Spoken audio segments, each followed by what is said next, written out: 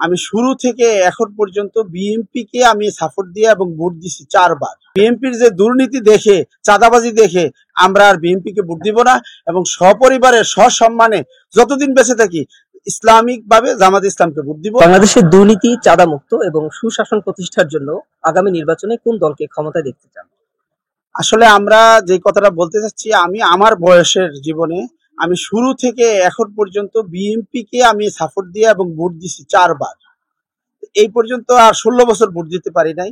ফখরুদ্দিন 2 বছর চলে গেছে, 18 বছরের ভিতরে ভোট দিতে পারি নাই। দুঃখের সাথে আল্লাহ যে শয়তানকে সরাইছে, এখন আমরা স্বাধীনতা ভাবে আমরা এই বিএনপির যে দুর্নীতি দেখে, চাঁদাবাজি দেখে, বিএনপি যা করতেছে, কালকা ওই যে কোন বস্তিতে যেভাবে যা চাঁদাবাজি করতেছে, বিএনপির দুর্নীতি দেখে আমরা আর বিএনপি কে ভোট দিব না এবং সপরিবারে সসম্মানে যতদিন বেঁচে থাকি ইসলামিক ভাবে জামাত ইসলামকে ভোট দিব এবং জামাত ইসলামকে দেখতেছি সঠিকভাবে এবং সত্যভাবে, যেটা আসলে ন্যায়ের পক্ষে এবং শিবিরও ন্যায়ের পক্ষে, এবং নতুন দল যেটা আসছে এটাও ভালো করতেছে, ভালো।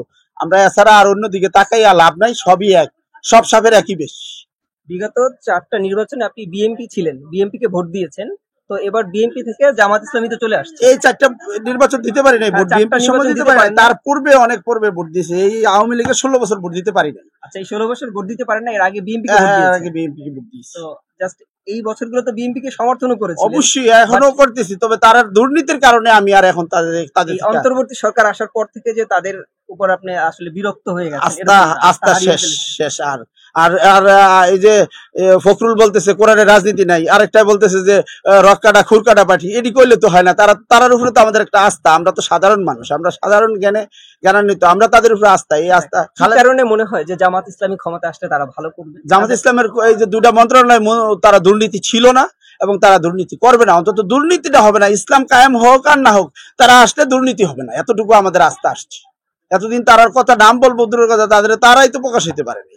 এখন যেহেতু প্রকাশিত হয়েছে, আলহামদুলিল্লাহ তাদের সাথে আমরা একমত। এখন বিএনপির দুর্নীতির কারণে, না হলে তা আমরা জামাত ইসলাম নয়, আমরা জামাত ইসলাম করি নাই, করতে পারি নাই, এখন করব, আর করতে না পারলেও ভোট দিব, এতটুকু।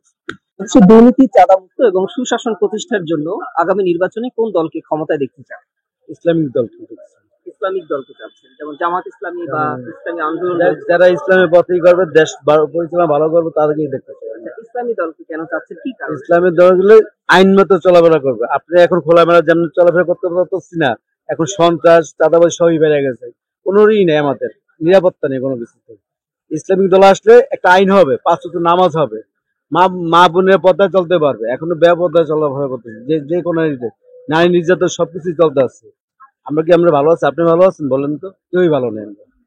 সেক্ষেত্রে মানে ইসলামী শাসন কায়েম চাচ্ছে। জি, সেক্ষেত্রে ভালো চলবে। সব ডিপার্টমেন্টে দুর্নীতি মুক্ত হবে। ইসলামিক কোন দল আসলে দুর্নীতি মুক্ত হবে। যেমন 10 টাকা খাইলে আর 8 টাকা কাজ করবে, 2 টাকা গেলে এটা আমার গায়ে লাগে না। এখন 10 টাকা খাইয়া 9 টাকা কাজ করে না, 9 টাকা খাইলে 1 টাকা কাজ করবে। এটা আমাদের জন্য ভালো না, আমাদের সাধারণ পাবলিকের জন্য ভালো। ঠিক আছে, ধন্যবাদ।